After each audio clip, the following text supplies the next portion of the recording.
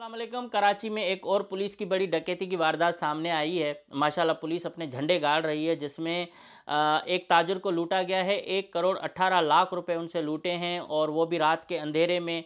जिसके बाद उस ताजर ने बड़ी हिम्मत और बहादुरी करके वो सीसीटीवी फुटेज हासिल करके पुलिस के खिलाफ एफआईआर दर्ज करवाई है, जिसमें एक एसएचओ हैं जमा टाउन के राव रफ़ीक उस समेत 4 एहलकारों को गिरफ्तार किया गया।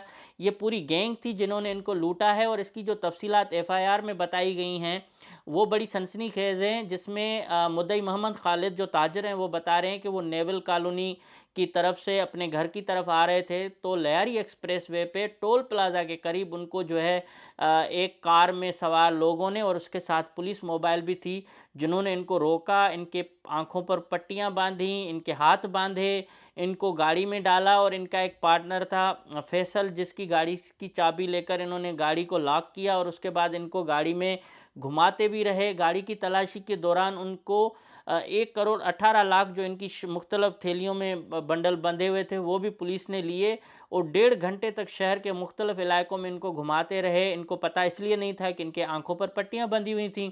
और जब इनको छोड़ा गया तो उसके बाद फिर इन्होंने हिम्मत करके मोबाइल ऑन करके अपने दोस्तों को और फैमिली को आगाह किया, और फिर इन्होंने फिर वो जो टोल प्लाज़ा पर सीसीटीवी कैमरे लगे हुए थे वहाँ जाके उन्होंने फुटेज ली, और उसके बाद पता चला कि भाई ये कोई आम डाकू नहीं थे, ये सरकारी डाकू थे।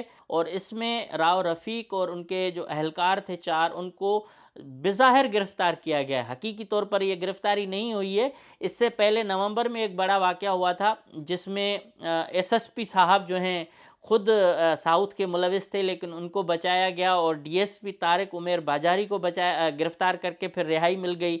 वो मैं वाक़या बाद में बताता हूँ। लेकिन ये वाक़या इस तरह से हुआ है कि एक ताजिर को घर जाते हुए लूटने वाली टीम ने उनको उस जगह पे लूटा है जहाँ सीसीटीवी कैमरे थे। तो ये कोई डाकू मेरे ख्याल में हिम्मत नहीं कर सकते। जो बिल्कुल जाहिल होते हैं वो भी थोड़े से ना सोच समझ के कार्रवाई करते हैं। लेकिन पुलिस की देदा दुलेरी देखें कि वो भाई दिन दिहाड़े हों, रात के टाइम पे हों, कहीं भी घरों में घुस जाएं, कहीं से भी माल इनको मिले वो लूट लेते हैं। अब इसमें कहा जा रहा है कि सिर्फ एसएचओ मुलविस है। मैं नहीं मानता कि एसएचओ इस वाक़े में अकेले मुलविस होगा और एसएचओ सारा माल खा जाएगा। 1 करोड़ 18 लाख रुपए एक मामूली रकम नहीं है। इस वक्त के हालात के मुताबिक बहुत बड़ी रकम है, जिसको लूटने के लिए इन्होंने एक बड़ी प्लानिंग की होगी, अपने आला अफसरान को बताया होगा, और इस तरह से किसी में हाथ डालना इतना आसान नहीं है। ये कराची शहर के अंदर अगर इस तरह से हो कि ताजिर को लूटा जाए, उसको 1.5 घंटे आप घुमाते रहें मुख्तलिफ जगहों पर, आंखों पर पट्टियां बांधें, उनके पैसे आप जो है छीन लें, उसके बाद उनको रिहा करें, तो ये कराची के अंदर हालात हैं। तो बाकी जो देहाती और जो बाकी डिस्ट्रिक्ट्स हैं सिंध, सूबे सिंध के, वहाँ तो आप ऐसे समझें कि जंगल में मोर नाचा किसने देखा वाला काम, के वहाँ तो किसी के साथ भी ज्यादती हो, वहाँ तो कोई इंसाफ और फरियाद ही नहीं है।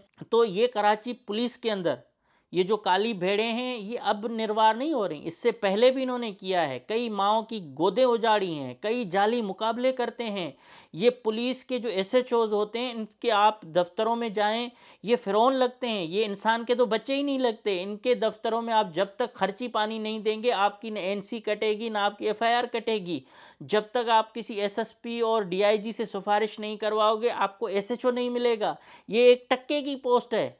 रियासत इस यहाँ से शुरू होती है। ये 1 टक्के का जो एसएचओ होता है, ये अपनी पोस्टिंग के लिए कितना जोर लगाता है कि मुझे ये थाना मिले। और कराची के थानों की तो इतनी बड़ी मार्केट है कि जब भी कोई एसएचओ लगता है तो उसकी बोली पहले तय होती है कि तुम कितना मंथली दोगे, कितना हफ्ता दोगे, कितना क्राइम है, कितनी मंशात बिकती है।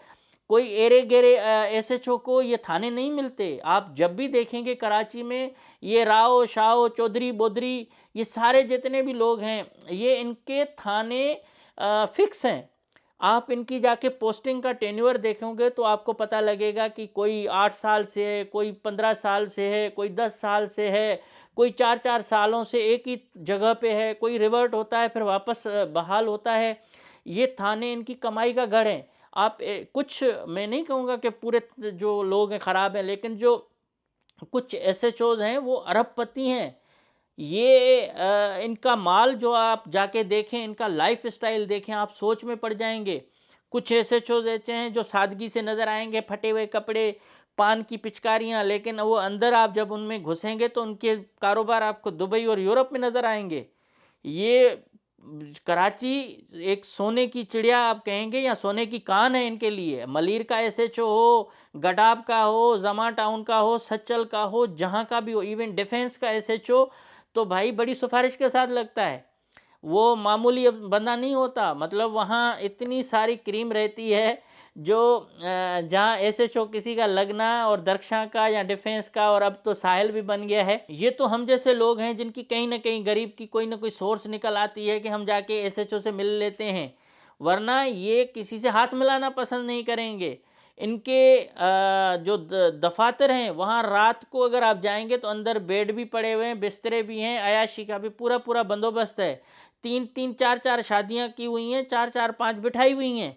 हर जगह का कोई भी घटिया काम निकालेंगे वो मोहतरम इनके नाम पे निकलेगा। अब इनकी ये लोड लग गई है कि ये बंदे रात को डकैतियां भी कर रहे हैं। वो डीएसपी जिसका चचा सलीम बाजारी वजीर आला सिंध का प्रिंसिपल जो है वो स्टाफ ऑफिसर रहा है, अब दोबारा वो वजीर आला हाउस में वापस आया है। अब तो सलीम बाजारी साहब को मुबारकबाद देते हैं कि भाई आपके जो भतीजे ने इतने बड़े झंडे गाड़े थे उनको सलाम पेश करते हैं। लेकिन ये जो पुलिस वाले साहिबान थे इन्होंने सिर्फ पैरवी की है।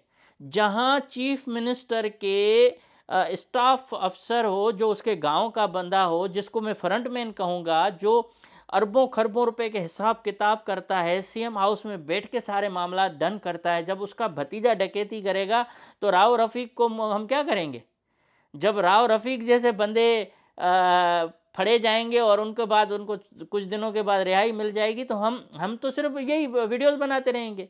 तो इस वक्त कराची में ये तो छोटे छोटे वारदातें आपको नज़र आ रही हैं। रेप केसेस देखें, ख़वातीन इन थानों में नहीं जाती एफआईआर कटवाने या शिकायत लेने, जो जाती हैं उनके साथ क्या रवैया होता है। शरीफ औरत तो कोई भी नहीं जाती, जो औरत इनके हत्थे चढ़ती है छोड़ते नहीं हैं।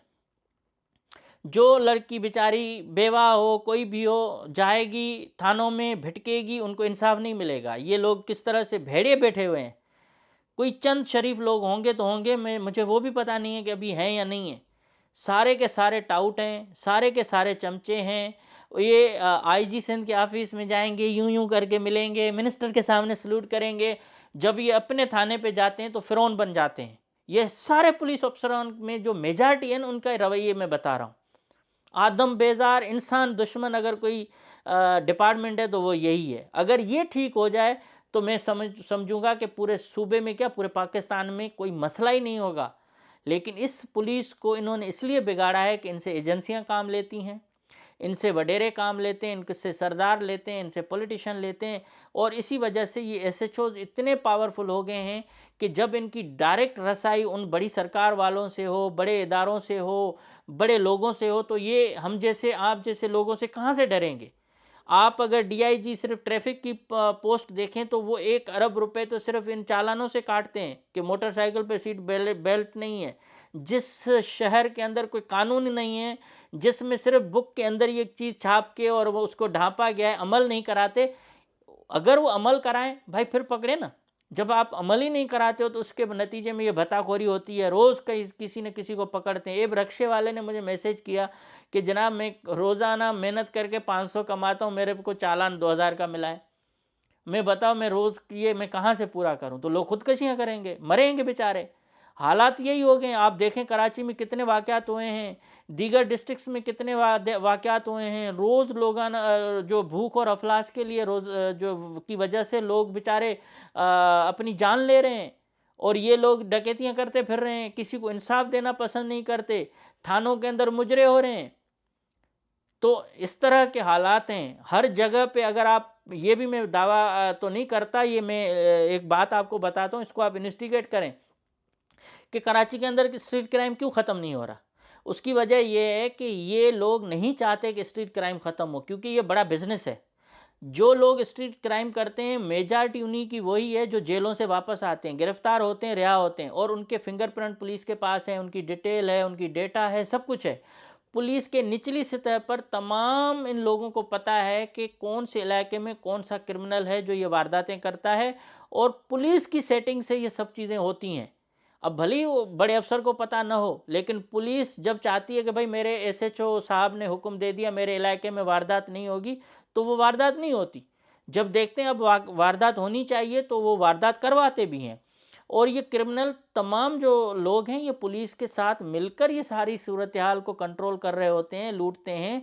और टाइम, हर चीज़ आपको पता है होनी चाहिए कि थानों के बराबर से डकैतियाँ होती हैं, लेकिन पुलिस नहीं पहुँचती। तो इससे अंदाज़ा करें कि कितनी मिली भगत है।